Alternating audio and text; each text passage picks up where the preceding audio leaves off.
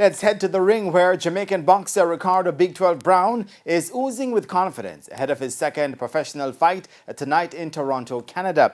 Brown will face Mario Juarez of Mexico over 4 rounds at a charity event starting at 8:30 Jamaica time. After his professional debut fight against Bolivian Julia Cabrera in Brampton on February 26 failed to go beyond the first round, Jamaican boxer Ricardo Big 12 Brown is looking to improve his record to 2-0 tonight as he faces Mario Juarez of Mexico.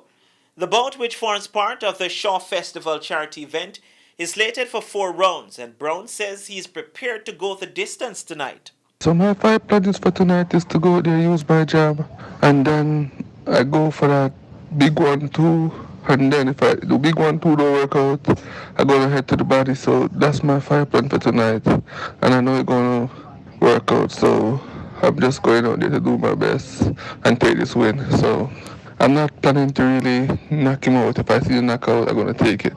My 5 plan tonight is just to go out there and just do my 4 rounds. Very cool, have a good night. So that's the plan for tonight.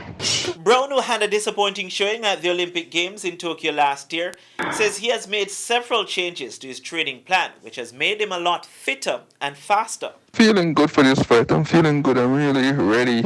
I'm active and I'm feeling lighter. I'm weighing 243 this morning on the scale. So, I'm fully active right now. My diet is right, my weight is right, everything is just ready to go, and my hands ready to swing. So I'm fully ready for this fight right now. Brown's fight is expected to be the second bout on the 4-match card tonight. Ricardo Brown for TVJ Sports.